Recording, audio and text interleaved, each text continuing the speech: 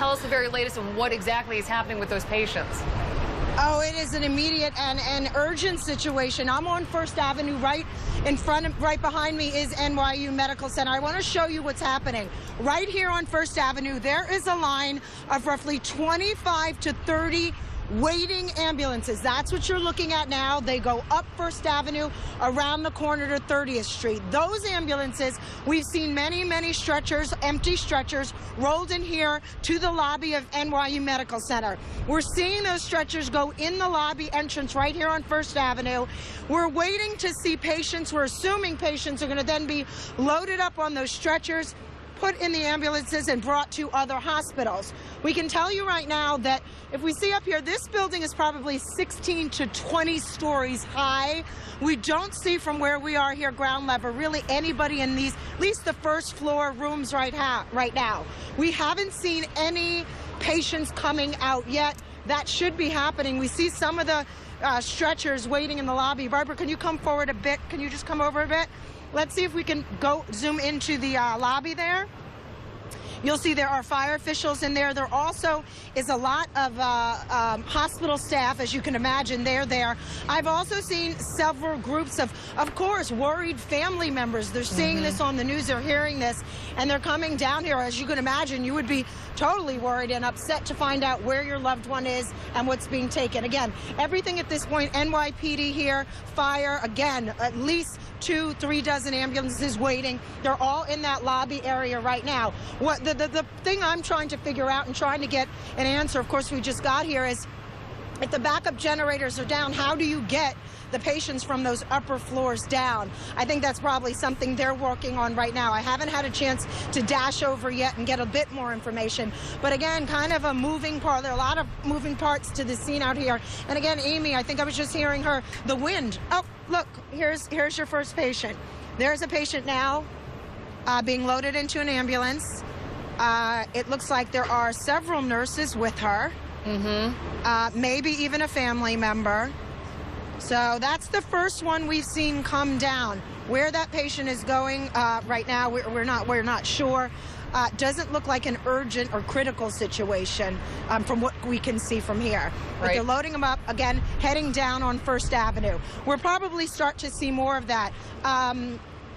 That's what's happening here. If you think about it, this is truly a daunting undertaking if you consider the variety of patients that they have. And where do you start? Do you start with patients who are in the intensive care unit? Do you start with patients who are in the emergency room?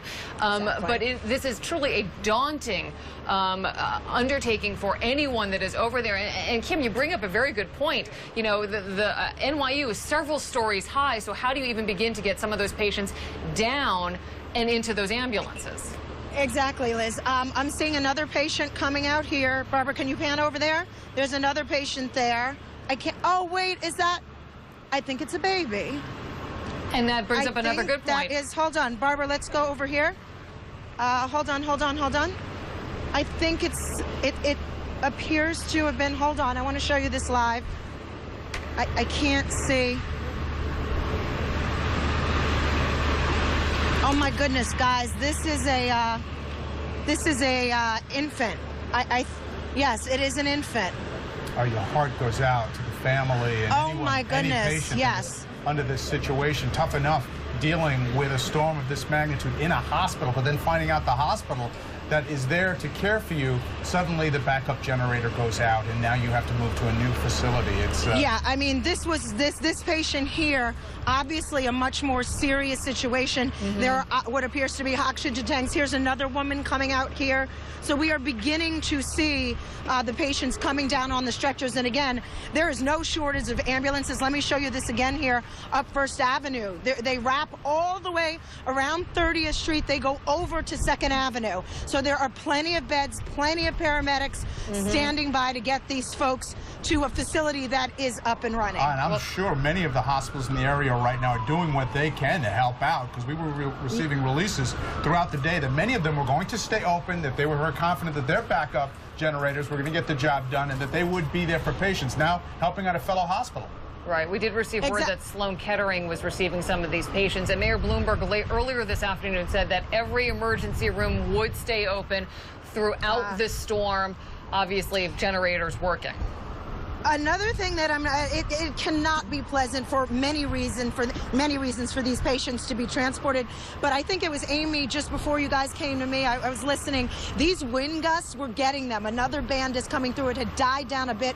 We drove here from the financial district, and it was kind of quiet. Although let me tell you, it was pitch black down in parts of 5th Avenue, 15th Street, and it was kind of quiet. But I am feeling those wind gusts again picking up. So add that to already a very stressful, anxious situation. Oh, it certainly is, and your heart really just goes out for the patients that are being taken out of that hospital in a very fragile situation to begin with. Yeah. Kimberly, can you give us a sense of what the